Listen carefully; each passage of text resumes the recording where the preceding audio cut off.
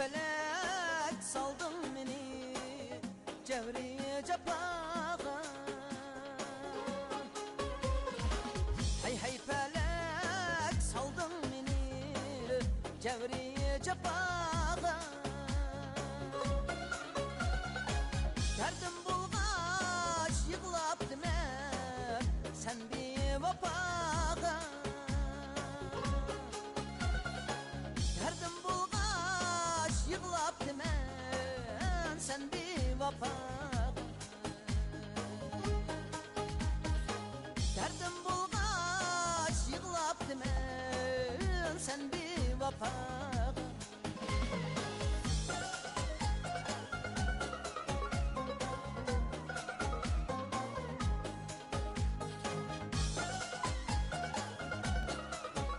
Welcome, Window to China. Today, I'm so honored to have Senator Chap Peterson. Also, Senator Peterson interested in read Chiang Kai-shek's book, so I'm so glad you're here. Can you tell me, after you read this book, what your preconceptions have been changed? Well, thank you for having me, first of all. And I've never actually traveled to China, although my sister lived in Beijing for several years. But I read the book about Chiang Kai-shek called the Generalissimo, and it did change my conceptions, my preconceptions about General Chiang Kai-shek. I think as an American who had studied World War II history, I had thought of him as being, frankly, somewhat ineffective and not a very good general and maybe a little bit corrupt, someone who had not helped the Allied war effort. And frankly, from reading the book, I realized that I was wrong. That in actual, he had a major role in uniting China, and he had fought the Japanese, if not successfully, at least with great perseverance. And so these were new facts I learned about him, and also, you know, in the post-World War II era, when, of course, the nationalists and the communists were having this Chinese Civil War, I learned some new facts about that, which, again, changed some of my preconceptions. And it was a very good book, and I learned a lot. The subtitle also is talk about Chiang Kai-shek and the struggle for modern China. So kind of this is two things going on. The one is talk about history, right. One talk about his biography. So what do you think they connected? Then what is the struggling here? Fighting for the model China? That's a great question. I think when you look at General Chiang Kai-shek, he was someone that grew up certainly in the old China, which was under the monarchy and not united and somewhat weak. And he was a modernist. He wanted to unite China. He wanted to create modern governmental institutions. He wanted to have a strong central government. He wanted to stamp out the warlords. And so in that respect, he was a great champion for China. And what's interesting to me, and I didn't really understand this, was even later in his life, after, of course, he had fled to Taiwan and created the government of Taiwan, he still believed in a united China. And in that way, actually, he was on the same page with the communists, such as Mao and Zhou Enlai, about saying, look, we need to have a united country, and it's important that China be united. And like I said, I see Chiang Kai-shek as being a modern figure who attempted to modernize China and was really the first person to try and do that successfully, with possibly the exception of Sun Yat-sen. What do you think the reason he was defeated by Chairman Mao? Okay, that's the tough question because, again, I know you're really brave to make a comment, so I'm not brave. I mean, it's Chinese history. I'm an American, but you know, again, the conventional view was that the communists were better organized and they were stronger soldiers, and the nationalists didn't want to fight as hard as the communists did, and so the communists conquered them. That's the conventional view. I think in retrospect, if you look at it, immediately after World War II, the Soviet Union really helped the communists. They helped Mao, and they were very direct about it. And the Americans were unwilling to give that same level of help to Chiang Kai-shek. Now, I realize that's sort of sacrilege to say, well, gosh, the Americans lost China. You almost sound like you're Joe McCarthy in the 50s. But there is a germ of truth in the fact that America did not give Chiang Kai-shek the same support as the Soviets were giving the communists. And as to whether they should have, whether it was even possible, whether or not the post-war American population would have supported that economically, you know, those are open questions, but the bottom line is Mao got tremendous support from the Soviet Union. He based his armies in Manchuria. Chiang Kai-shek made the mistake of trying to fight battles in Manchuria, where he was away from his strength, which was in the southern part of the country. And of course, he was defeated in Manchuria. He lost Beijing, and the country fell. But I think it's fair to say that the support of the Soviet Union was what elevated Mao. Mao himself was not the great general, I think, that we were told to believe. I mean, Mr. Jiang is a controversial figure in history. So people start to studying Mr. Jiang. Have a big interest on him. I think is Mr. Jiang's theories are used to very great effect and resource for many historical events. We assume Mr. Jiang intended to keep that as a privacy. Right. But do you think it's possibly can expect later they have readers probably can read his diaries? My theory is that he probably thought somebody would read his diaries. I think Mr. Chiang Kai-shek, General Chiang Kai-shek, at least in my opinion, thought of himself as a historic figure, as a great figure. And most people that think of themselves as great figures, they want to keep some type of journal for history so that people will read about them. And I think Chiang Kai-shek kept diaries with that purpose of, I'm a historic figure, I'm uniting China. He also saw himself as an important figure in terms of bringing Christianity to China. And so I think, yes, he did intend the diaries to be seen by future generations. That is really impressive. He just keep every day, even in the war, and then he writing his diaries. So that part really amazed to me too. Also, Mr. Jiang's diary spared few except for Zhou Enlai. What roles do you think they played during that time? Also, how well do they work each other?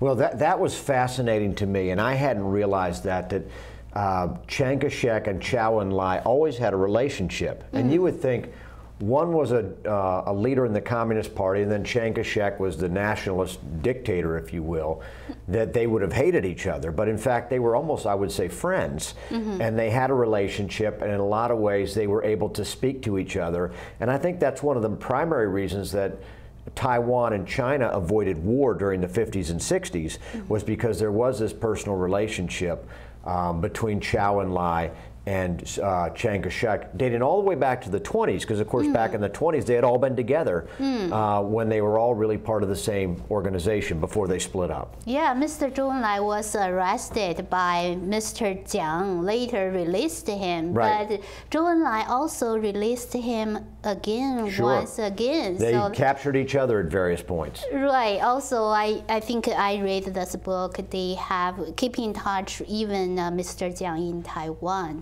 Yeah. So Mr. Jiang is identified with two forces, both New Confucians and Christianity, who had very deep influence on his identification, in your opinions. Well, that was one of the fascinating parts to me that, again, from my Western mindset, I just hadn't realized that Chiang Kai-shek was not just a Christian in the sense that he was baptized and believed in Jesus Christ, but that actually was an important part of his identity, and he saw that as a force for modernizing China. And I think he talked about the New Life movement, which in China is a way of sort of making people more accountable, more responsible. And in a lot of ways, it took what in the West we would think of as Christian principles, but it also matched it up with Confucian principles from Chinese history. And I think in that respect, again, if you think of Chiang Kai-shek as a modern Chinese man who had the Confucian background, but then said, well, you know what, we've had disorganization in our country, we need to find a new way, and embrace Christianity, but he did it in the manner that it still respected Confucian values. And that was I agree important. with you. You said the match between the Christianity and Confucianism, I agree in my personally. So how did he adopt and adapt Christianity? Do you think it's Mei Ling Miss Mei Ling is have big effect on him? Well, certainly his wife, Madame Chiang, Mei Ling, I think had a profound effect on him in terms of both she was a Christian also, and also in terms of she was a very intelligent and powerful woman in the sense that she could see strategically. And I think oftentimes she pushed him to be aggressive. She pushed him to reform China. I think a lot of people, and I see this in politics today, that you may have a vision, you may have a dream, but sometimes you start towards it and there's just too much opposition and you just back off. But in the case of Madame Chiang and General Chiang, I think Madame Chiang really pushed her husband to try and fulfill that dream. And that's one of the reasons why I think he became, you know, at one point the president of the nationalists in China, and then of course he maintained the government in Taiwan. What do you think that this is two identifications of Mr. Jiang really affect his role in history, in Chinese history? Well, again, before I read this book, the conventional view was Chiang Kai-shek was somebody that had been a figure in Chinese history, but really had been an unsuccessful figure. That he had, you know, fought the war against Japan, but had not fought successfully, and that he had lost China to the communists, and then of course he had that small nation in Taiwan that was backed by the USA. I think now, having read this book and having a better understanding, I see Chiang Kai-shek as someone who really created the Chinese identity in the sense that he unified the country, he defeated the warlords, he created a strong central government, he took Confucianism and made it relevant again. He matched it with Christianity, which is still a very strong force in China today. And even though he was defeated by the communists, even the communists respected him, and they respected what he had accomplished, even though they disagreed that, you know, he of course had deviated from communism. So I think, again, as historians, and I consider myself a historian, as we look back at Chinese history, Chiang Kai-shek was a necessary person in Chinese history. Not George Washington in the sense that George Washington created a new country, and Chiang Kai-shek was really not able to do that. I mean, he created it, but then he lost it. But still someone who was a founder, that again, he put the pieces in place to found modern China. So yeah, we need to learn and do research, ask more historians.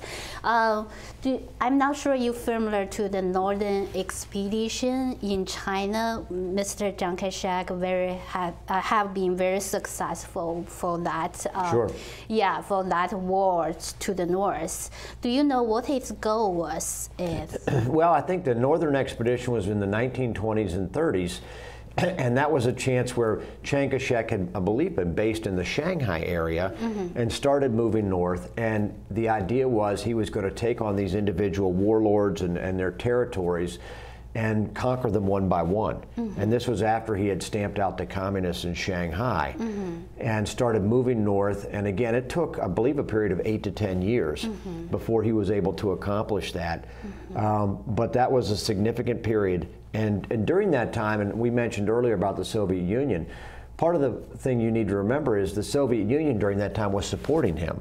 And Joseph Stalin, who was the dictator of the Soviet Union, he supported Chiang Kai-shek at that point, mainly because he wanted to have a protection against the Japanese, and he saw a united China as being an important buffer between the Japanese and the Soviet Union. And so with that support at that point, Chiang Kai-shek was able to conquer not China and unite China. Unfortunately, of course, he never conquered the Chinese communists under Chairman Mao, who originally started in the south and then eventually walked all the way around the country in the Long March and ended up in the north. But, you know, at that point, Chiang Kai-shek and the Northern Campaign really did unite the country, and that was very important. Window to China and Xinyu has reached out to the hundreds of Chinese community, Asian community, and American community on performance, interview in education, politics, culture, etc. It's a link for all the communities. Xinyu and Judy Wu, the publisher AC Business, are making joint efforts to promote the program on Newspaper Weekly. Window to China and Xinyu 101 is a 30 minutes long English program. It will be available on YouTube, Facebook, Google+, AC Business News by keywords Window to China and Xinyu 101.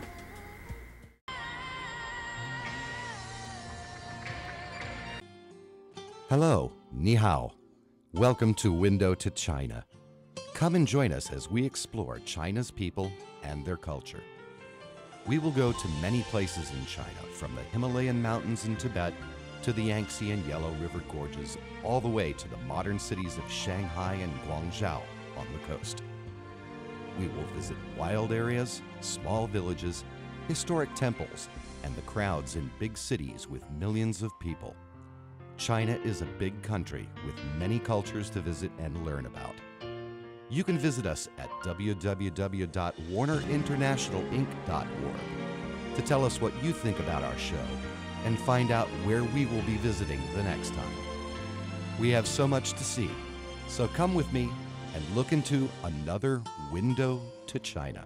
Stalin, of course, was all about protecting Stalin. And again, he looked at Chiang-Kai-shek as someone that could unite China. And through China, he could do battle with the Japanese because, as you mentioned, Stalin didn't want to fight the Japanese. He didn't want to provoke them. He didn't want to get in a war with them. He had too many problems in Europe, namely the Nazis. And so he used Chiang Kai-shek to fight the war with the Japanese, and his money helped keep Chiang Kai-shek in power. During that same time, of course, while the nationalists were fighting the Japanese, the communists under Mao Zedong were getting reorganized, and I believe they were in Yunnan province down in the south. And then eventually through the Long March came all the way around and set up in Manchuria. But the whole point was, or in Chongqing, I think to be more precise, the whole point is that while the whole world was going on, Stalin was supporting the nationalists. He was not necessarily supporting the Communist Party. And I think that was something I didn't realize until I read this book. Now, once the war was over, Stalin immediately started supporting, because the Japanese had been defeated by the Americans. At that point, Stalin put in all of his support for the communists. And of course, the communists ended up winning the war. Yeah, that's make the change, kind of historical he definitely changed it. In China. I mean, it's a lot. I asked several historians. They are afraid to make a comment about Chairman Mao's motive and Mr. Jiang's motive in China during that period of time. What do you think?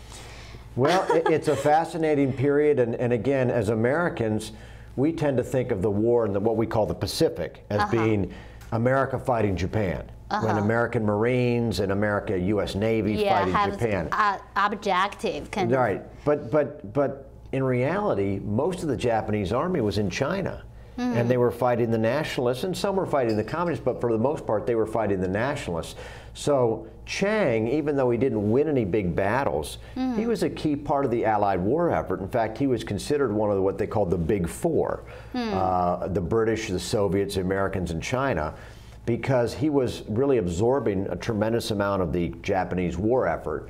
Now, he wasn't able to defeat the Japanese. I mean, the Americans defeated the Japanese, but he kept the Japanese occupied. And in that regard, he made a tremendous contribution to the Allied war effort. And I think that's one of the reasons he was so disappointed that after the war, the Americans didn't do more to help him regain the government in China.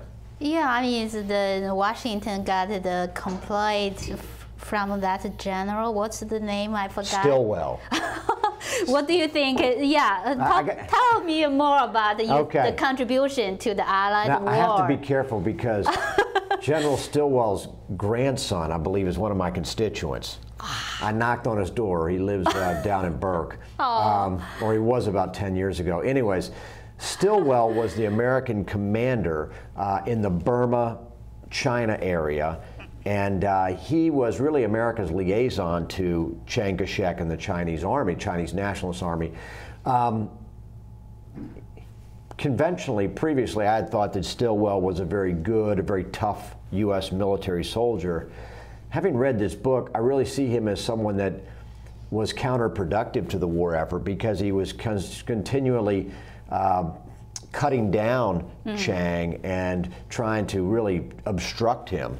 And he was so obsessed with trying to make Chiang look bad or make the Chinese army look bad that he really didn't add anything to the war. And you know, again, historians have different interpretations, and a lot of historians have thought that Stilwell was very honest and gave a very honest account.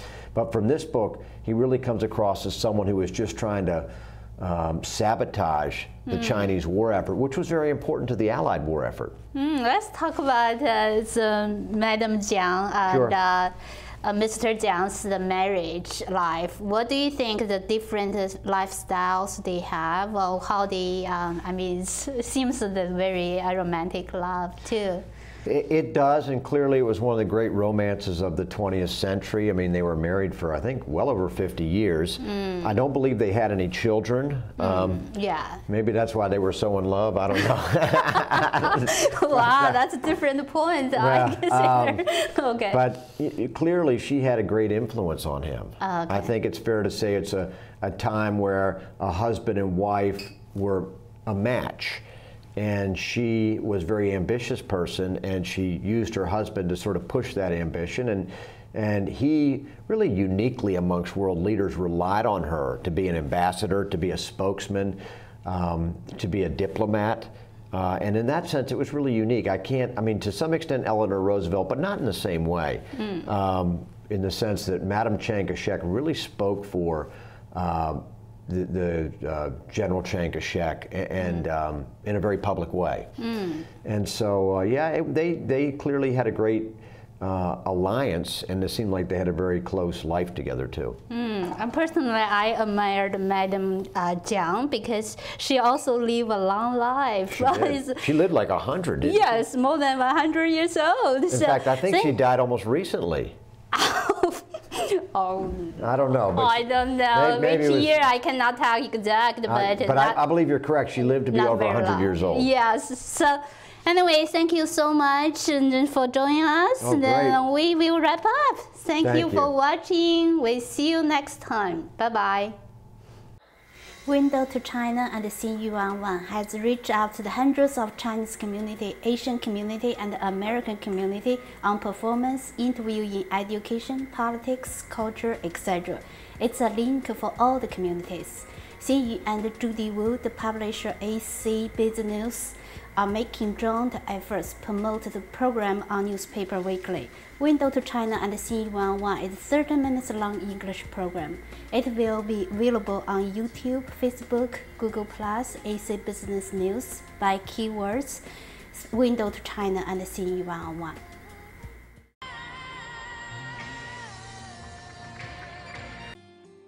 Hello, ni hao. Welcome to Window to China. Come and join us as we explore China's people and their culture. We will go to many places in China, from the Himalayan mountains in Tibet to the Yangtze and Yellow River gorges, all the way to the modern cities of Shanghai and Guangzhou on the coast. We will visit wild areas, small villages, historic temples, and the crowds in big cities with millions of people. China is a big country with many cultures to visit and learn about. You can visit us at www.warnerinternationalinc.org to tell us what you think about our show and find out where we will be visiting the next time. We have so much to see, so come with me and look into another window to China.